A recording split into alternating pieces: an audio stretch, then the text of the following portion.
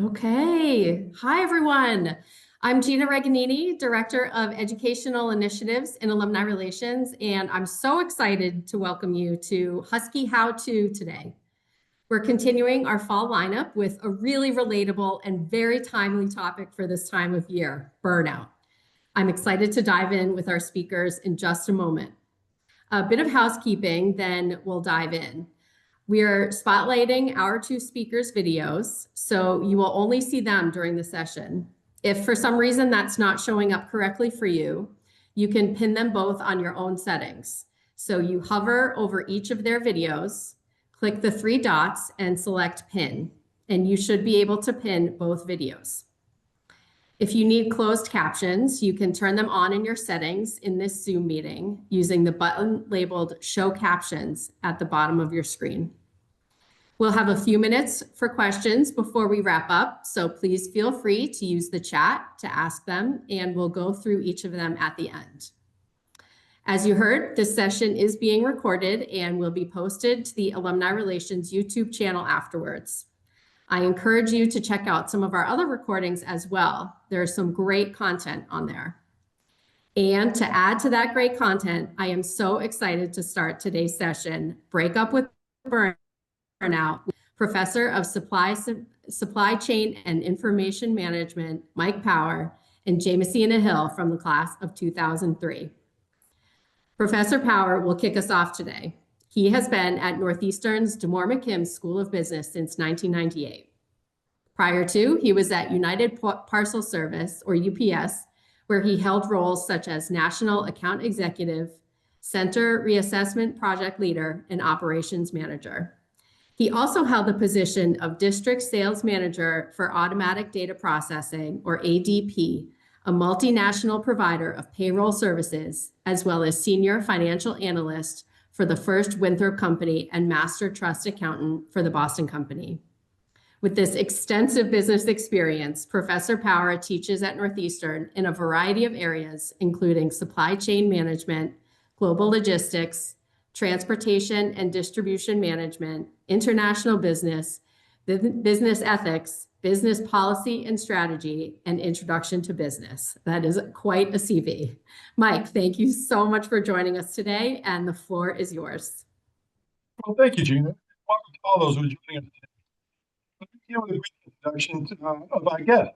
Jamie has mentioned just that he was a 2003 graduate, a dual major in marketing and supply chain. My 27 years here at Northeastern, Jamie's still one of the brightest students I've ever had the pleasure of working with. She has a fascinating and diverse career, starting with the National Football League, the NFL, in New York as a marketing manager. Then moved on as a manager of marketing and public relations for Big Brothers and Big Sisters of Long Island, a director of marketing and public relations at the executive committee for the Garden City Hotel in New York, director of marketing for Velocity Technology Solutions in Charlotte, vice president of marketing for Portier in Chicago, and presently a senior marketing development manager at Accenture in New York. Jamie's a very proud mom of two teenagers, married for 20 years, and now lives in Charleston by way of New York.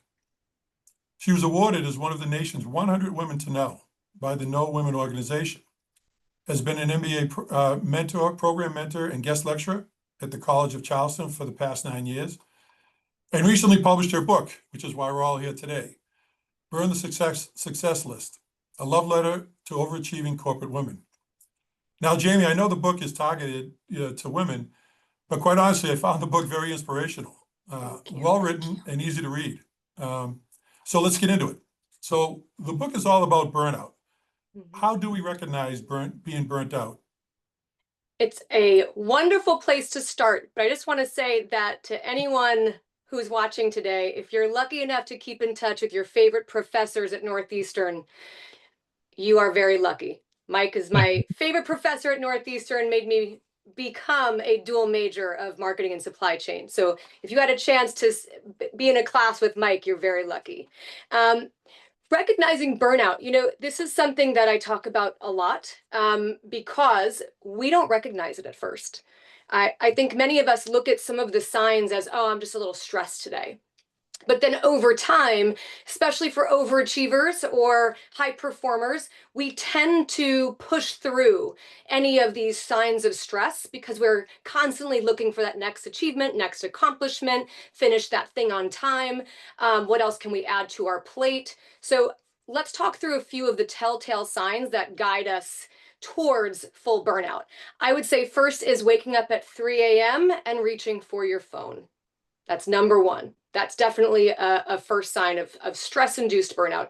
Secondly, reaching for that place right here. Maybe it's on the left or the right, but when you dig into your shoulder throughout the day, that to me was number two. And then pushing out delivery dates at work or maybe avoiding tasks. And then ultimately, I realized that the body then starts to intervene. And that's when burnout causes that shutdown. Unfortunately, my realization was over several years. And the moment I realized that I was completely burnt out was after checking myself into the ER, which I do mention in my book. And it was scary. You think that you're having a panic attack or a heart attack. And, you know, when the body ultimately starts to intervene, you know that something has to change. So I would say any of those signs are really important and to recognize and start to address in some way, shape, or form. I will add too that we as overachievers, high performers, successful humans, we tend to create this ironclad identity that of who we are, that we're overachieving, we're reliable, we're accomplished, we're undeniably in pursuit of something. And we tend to shrug these off as just part of progression, but pain and shutdown needs to be that final warning, right? Recognize them ahead of time and start to make some changes. Excellent. Yeah, yeah. You know, and I agree with you 100% too. And it's something you know, at the beginning of semester with all my classes too, I let students know, you know, just that. And all you out there listening, as well as anyone who's going to be looking at this webinar, you know, in the future, you are an overachiever. You wouldn't go to, you know, a Northeastern university if you weren't an overachiever, if you weren't striving for, you know, bigger and better and more. So I think that's really, really, really terrific. In the book, you know, you mentioned so eloquently too about identifying or recognizing, you know, how we associate ourselves with this identity that we've committed to Yeah. at the age of 19 and 20 years old. Well, how do we identify that? I mean, how do we establish ourselves at such a young age? It's such an interesting thing that I've reflected on over the past 2 years, right? And it actually was a best friend of mine said to me at one point when I had moved south, and I said, you know, oh, the children are tracking oyster shells into the house. And my best friend from Northeastern actually said to me, well, Jamie, that was the last thing on your list, to have your babies grow up with their feet in the sand. And it wasn't until she said that to me that I went, oh my gosh, that was the end of my list. So when we look at what our proverbial list was, I wrote mine down, I've typed it.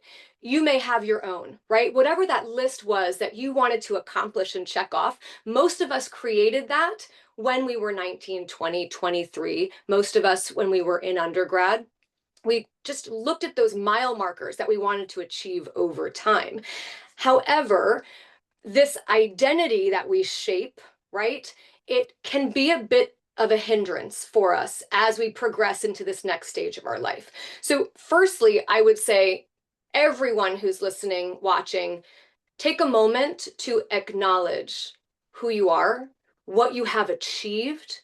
No matter how you personally rate yourself on your own success level, you have done incredible things. Whether it's titles, awards, collective time spent in pursuit of something.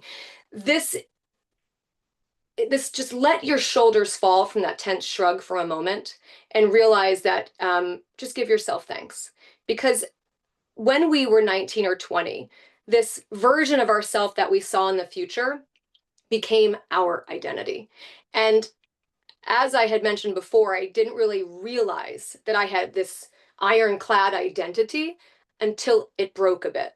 And we find that we could be a bit more rigid in how we operate. We create this operating system as part of this identity, how we perform, how we show up. who we are with our family, who we are in our community, as a collective being. But when I dug into this, when I finished the list and realized I was going to add some more things to it, I actually reflected back, especially after the ER visit I just spoke about. I reflected back onto what created that identity. And 3 things stood out. Number 1, it was our sphere of influence. Number 2, it was a success list.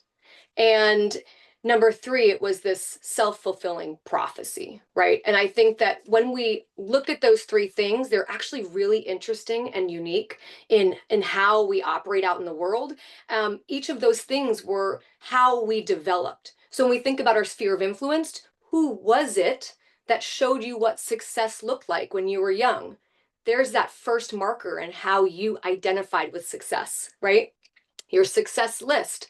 What was on that list? And what did you accomplish and check off? And that's so interesting to me because that list we identified with our accomplishments. And then lastly, somewhere in our life, there was a self-fulfilling prophecy. Someone said something or responded to us in a way that made us think that would come true. Mine was personally when someone looked at me and said, "No, you're a career-driven woman." And I went, "Oh, you're right, that's what I am." And it just stuck. That earliest vision of success for my spheres of influence, the list that I created at 19, and then that self-fulfilling prophecy. We create this identity, and at some point, it may not fit us anymore. And I think that's that biggest recognition that we have to have as we head into that next stage of our life. It sounds great, but it must be difficult. I mean, because especially just that, when you talk about an overachiever, when you talk about someone like yourself, it sounds like you have to give up a certain amount of control there. And, and in the book, again, as you spell out so eloquently, how can we achieve professionally what we're looking to achieve, but still act on, and again, using your words, the joy, the desire, or something else? Yeah. It's funny because I had trouble with this for many years because as much as my husband brings me joy, my children bring me joy, giving back to the community brings me joy. So many things bring us joy in our life, right? But joy can feel frivolous for an overachiever that I'm going to stop my day and do this fun thing. It can feel a bit frivolous, especially when we spend 8 to 10 to 12 hours a day, over 40, 60 hours a week in pursuit of deals or projects or fill in the blank of whatever your role is on your day to day. It could feel a bit challenging to shed that business suit, if you will, and move into that next phase. Whether it's just walking through your office door. Now, most of us are home, right? So we work and play and live in the same space. It can be hard to shed that and then go right back into being that fun mom or partner or whoever it is that you are when you get out of your office chair. But I would say that we need to understand that desire is a really interesting word. This word to me it's a feeling word.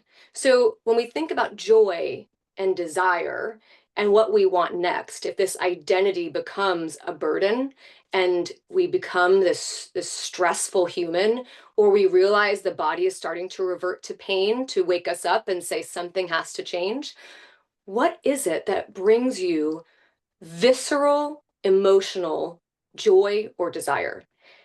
I will bet that if any of you write down something that you desire or brings you just unfathomable joy, it's not going to be related to work. And I actually came upon this idea when I was at my new position about a year and a half ago. I was sitting at a table in Toronto at a fabulous event. It was a big business event. And I was sitting with my new colleagues, and there were about 6 of them around the table. And they started talking about hobbies. And one of them said, "Oh, I coach a rugby team for my children twice a week, and I'm on a rugby team on the weekends." The next person, he said, "Oh, well, I go sailing every Saturday with my son and maybe Wednesday evenings," right? The next person had another incredible thing that he was doing on the weekends and maybe did it every morning. They turned to me and they said, "Jamessina, as our new colleague, what do you do for fun?" I didn't have an answer right away because I didn't realize that I had not accumulated the hobbies that I love so much. I had stopped doing them because I was working so hard. And when I was done working, I was momming so hard or trying to just be just out. I wasn't thinking about what brought such joy and desire into my life. That was a wake-up call because all of a sudden, it doesn't matter if you're not the most interesting woman in the room or person in the room. I was no longer interesting to myself at that dinner table, right? So that really woke me up. And I started to think about what brings me so much joy. What do I desire? And the first thing that come to my head when you sit and you think about that, I implore all of you to do this today. Just sit and say, what do I desire? It will not be anything that deals with work. It could be a passion project. It could be, for me, I really got into it and I thought about it. And it was me sitting on a board table in a Manhattan office with views out across the city and down to my outfit. I had it all. I was signing a book deal for 4 books, right? And that brought me so much joy and desire envisioning that. Now I get it. It's another marker on the list, but it's a new list, right? It's what really is going to light me up and bring me so much joy at this next phase. So I implore everyone to think about desire. It is a visceral reaction that you have to something that just comes up out of the blue. And what's funny is that it's not out of the blue. It's something that you've probably been thinking about for a while, but haven't been able to place because we are so rigid, because we are so into our list or what we need to do next. I think it's really interesting to associate with something that makes you viscerally react. Very good. It must be such a challenge. I mean, being an overachiever, being very competitive, and especially when you talk about your environment, being surrounded by others that are overachievers, that are very competitive, that just Yeah. that their goal is to climb that corporate ladder. Their joy is long-term professional success overall. So how do we physically, how do we mentally step back, reprioritize, and again, using one of your words from the book so eloquently said, and give ourselves grace to do that? Yeah. It takes some work to think to get out of our business mode, this identity, this rigidity, and do that. It's not easy. However, I think we need to first recognize patterns that have kept us in this outdated version of success. Because again, that shiny human at 19, 20, or 25, for those of us who are a bit older, that shiny human had a blank slate ahead of them, right? And they were setting those mile markers. I look back now and I admire who I was, and I'm so grateful for what she accomplished. I'm so thankful for that head on her shoulders, that fastidious attitude, and who walked into glass buildings and wanted to shatter those, the ceilings, right? Now at this part of our life, we need to learn how to shift from that identity to creating what's next. And so I would say the biggest answer, of course, is burn that success list. And anything that's left on it is officially under review. It's time to really assess if what you had written down fits you anymore. So, again, I said it before, but we don't do it enough to sit in our achievement and not compare ourselves to others. It's very easy on LinkedIn or any of your social feeds, or even just out and about when we're networking, to compare ourselves. But instead, I acknowledge what others are doing, and now I ask questions, right? I share when asked, but mostly I'm asking about what they're doing because I find it so interesting how all of us are entering this new era with grace, right? I read something recently which I thought was so incredible. For those of us who have climbed the ladder for so long, what if we were to look at our career moving forward as a portfolio and not one ladder? Mhm. Right? What are some other things that we feel like doing, whether it is writing a book or it is starting a small consulting firm or fill in the blank, a portfolio versus career? Some are extremely happy in the latter role. And to that, awesome. Where else can you, within the organization, find where your know-how and your creativity can be leveraged, right? So, or is there a board seat that maybe would fill you up as you look at this next phase? I think really expanding our ideas and our vision outside of what we thought was how we had to operate, what this operating system looked like now, it can change. And I implore everyone to do a few small edits and draft a new list, whether it's on paper, whether it's on your phone or your computer. Put down something that, or multiple things. Mine changes every quarter, right? I make sure that I write down things that I want to accomplish, but they're not get that next title or earn X. Now it's just much more about how I want to live my life forward and what legacy I want to leave. And every morning, every evening, life is before us and just slightly behind us. And that's really resonated as I wake up in the morning or go to sleep at night to be grateful and thankful for who I am and was, and then what is next for me. And I think it's ever changing. I don't think we have to put a pin on the map any longer. For some things, yes, right? But overall, it really is understanding that we have options at this point. We've built so much beauty. We've done so much. Acknowledging that is part of that next plan, and to look back at our career now and say what fits and what doesn't. I think we'll find a lot of interesting new roads when we see what really matters to us now. What can we get rid of from those 3 S's we talked about before? Who is inspiring us now? And what is really lighting us up? What creates a visceral reaction? That is how we reprioritize and give ourselves a little grace as we move on. Outstanding, Jamie. Thanks so much. So everybody, there it is. Burn the Success List. Highly recommended. Again, a very easy read, and very insightful. Gina, the floor is yours.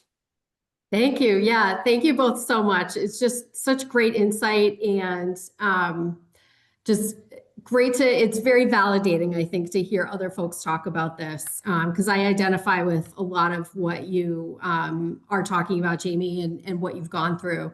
I want to put out another invitation for our attendees to put any questions you might have in the chat. We have a few minutes left to go through them. I do want to comment, Jillian added a comment that said, my day of rest brings joy with no screen time, just family time. Jamie, one thing I wanted to ask you, and I put this in the chat just so I wouldn't forget, but with this new mentality and this new kind of frame of reference that you've put your mind in, do you ever catch yourself going back into these, quote unquote, old habits? And how do you snap out of it? How do you remind yourself, like, no, this isn't productive. This is how I need to be thinking instead? Absolutely, I do, because it's easy, right? Falling into working harder is easy, right? I think we all do it sometimes, especially when we are feeling a bit uninspired. What do? We soak into what we know, and we go back to that old operating system, right? And you can spiral into, I'm going to work so hard today. Ooh, let me book that trip to Paris just to get away from it, right? So we think about what's the extremes. Here's what I know how to do, and then let me get out. Let me go travel. Let me go do something wild. And I think that what we need to do instead, which I catch myself, mostly it's my husband who catches me. It's like, hey, you're getting back into your rhythm. I take the mornings very seriously. So like you were just saying, and my morning time, where Jillian had posted in the chat, I love getting up very, very early. I've always been an early bird. So if it's 5:30 or it's 5 a.m., I am up, I'll quick walk the dog, and then I will sit, especially in this beautiful weather that we have now in the fall, I will sit on my porch and I will listen to the birds without any devices for at least minimum 30 minutes from rising. And that morning time for me, it may be evening for some of you, is just that collective headspace, maybe a little quiet meditation. We don't have to go 45 minutes, but even just a few deep breaths and sitting in the wonder of what is around us outside that we have zero control of. I think that resets that operating system to, wow, I can only control what I can control. And let me sit, reflect for a moment. And oftentimes the answer will come to us because everything we need is in us, right? Our mind, our heart, our creation. You just need to, I think, tap in sometimes. And I think that is my best way to get out of that grinding operating system is to just shut it all off and just reflect. Yeah, sometimes the silence really helps us hear what's inside our minds. Yeah. Emily has a great question. How can we help someone else we see is at risk of burning out? That's such a great question. Wow, that's a really good one. I would say what I wish that someone had done was just taken me out for coffee, right? Or a hot tea, or asked me to go for a walk. Yeah. And of course our partners do it, which is wonderful. Hopefully they do it. They recognize, sometimes we don't let them recognize, right? But if you do see someone, I would say get them out of their environment. A walk can be great. I will say that anytime you can grab someone on a morning, whether it's at the beach or in a trail or just around the block in your neighborhood, that movement is what shakes you out of it.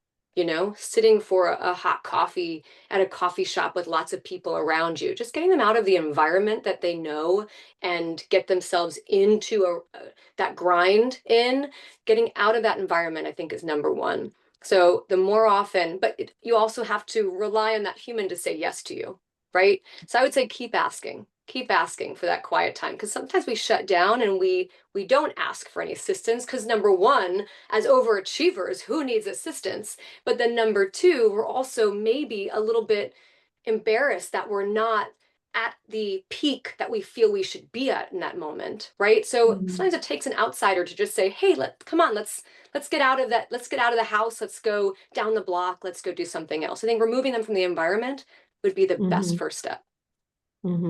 Really helpful. We have another great question from Jillian. How did you put aside time to write a book with such intense work schedule and being a mom? What were your steps? This just came out, right? And I think I'm so fortunate that I listened to my intuition because I felt myself just burning. It was 2 ER visits. If you read in the book, it's many more, but you guys, I hope you take a look at it. And if you resonate, please share your thoughts with me at burnthesuccesslist.com. Reach out to me, let me know. But I just lost the question as I started going on a tangent. See, our minds go too many places. Yep. How did you put aside time to write the book with such a busy schedule? See, my head's already going what's happening in 20 minutes from now. When we want something or when we have to say something, it comes out, right? I would allow yourself space to do that. We all have something to say, all of us. And what I realized, I actually had a business coach who I was working with at the time. I've seen her for many years. I'm actually seeing her again next Friday, my executive coach. And she said, she goes, I know you've been writing forever, right? I type in my notes app. I do recordings. If you see me talking in the car, if any of you drive past me, I'm not on a meeting. I'm probably just recording myself because I know it's going to show up in a presentation or in a next book or somewhere. So I'm just doing that sneaky thing where I'm like pretending I'm on a meeting. I'm talking to myself. But I would say, when you look back at notebooks that you may have laying around, or you look in your notes app, or if you also record yourself speaking, that is the beginning of your writing. And I found the time because I knew that this book, getting it out of my body and onto a page, or out of my mind and onto the page, was going to heal my body, heal my spirit, and make sure that I was not going to be a lonely, old, wealthy woman by myself who pushed everybody else away. I had to write this book. I had to get this out into the open so that I could recognize for myself, because if you're all reading it, now I know I have to own up to it too. So I think by putting things down on paper, it makes it so much more real for us, and it forces us to engage with what's in our head or our heart or out in the ether that might come up when we're silent. So those mornings, they were even earlier. I mean, there were some mornings that were 3:30 a.m. and you'd hear me typing away in my office, but it was not for work. It was for getting my passion project alive. Mm-hmm. Really helpful to hear that. So we are 1 minute past our scheduled time. Do you have one more minute for one last question? I do, if Mike does, yeah. Of course. Super. So it's somewhat of a 2-in-1, but we'll see how much we can cover. Melissa T has the question: how do you feel with the emotions of, number one, feeling like ageism, in quotes, is a big part of the reason you're moving on from your professional industry work and longtime identity, and two, feeling like you're losing connection with old friends who you can't relate to the new direction you're transitioning to? And Melissa said that she's asking that second question because it's so much more difficult to make true friends as you get older. So true. It is. Let's take the first one first. Ageism is interesting. I'm in an industry that it's tech, it's high tech, right? We do artificial intelligence. My company that I work for is actually building artificial intelligence for the world, right? For some of the largest companies on the planet. And you are constantly around those who are creating new things in the world. It's wild. I'm not a technologist by any means. I'm in marketing and business development and alliance relationships. So when we think about ageism, it's very easy to say, wow, how can I keep up? But what I always go back to is that I look at my career when we were 19, 20, 23, coming out of undergrad or your MBA, entering the workforce. We were so shiny and ready. We just did it with no background, right? So I think of that a lot today, that whatever is next, I might not have the background, but if I'm passionate about it and I love it, I break through that door, right? And I think that when you look at your teams too, I am so inspired by my team. I have 10 incredible humans on my team, and majority are much younger than I am. They influence me every day, right? If you don't know how to do it, find someone who does. And I let them know all the time. You all keep me extremely forward thinking. You guys show me what's next. And that to me is one of the greatest gifts. So when we're feeling like we're kind of aging out, I would say look to those within your team or within your business or within your community who can teach us. Um, I don't I don't know if that's why I wanted to do something different, right? I'm still in enterprise tech. I'm still in big business in corporate America. I don't know if I'll change that ever. But writing this book was my way of helping myself to edit how I operate, right? So I think there's always a place for us at the table until there isn't, but find that. And if it's not working for us, I would say shift and learn something new, or go back to something that maybe is a bit more analog. I've been thinking about that lately, so you might see that in the next book. When we think about connections, it is harder to find true friends as we get older, which is why I just recently went on the most incredible 3-day trip with my 2 best friends from Northeastern. We keep in touch. The ones who are there when you were 20, 22, 30, 40, they just know all of you, right? And so I would say make time for that trip, go see your friends somewhere in the world. Make that happen at least twice a year. I know we are. And then number 2, I have recently been having coffee dates or inviting my kids' parents out for dinner or cocktails, or inviting them over for a quiet dinner at our house, because I think getting to know them, they're in the same space that I am, right? Trying to find new friends and find those who understand where we're all at. That's really been incredible and refreshing, because it's whole new people with totally different mindsets. The conversations are always so fantastic. If you have children, it's great to meet their parents. I think that's a real easy way in to find some just other topics and people out there in the world who can just change your mind or inspire you. So I would say that's a great next step. Amazing.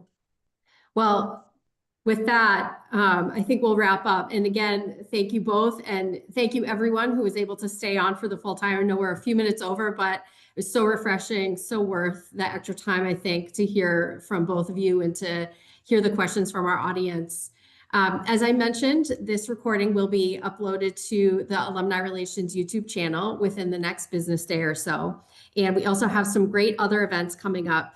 So I'll put both of those links in the chat so you can check out the YouTube and our upcoming events. With that, thank you again, everyone. That'll do it for us today, and we hope to see you another time soon. Thank you. Have a great holiday, everybody.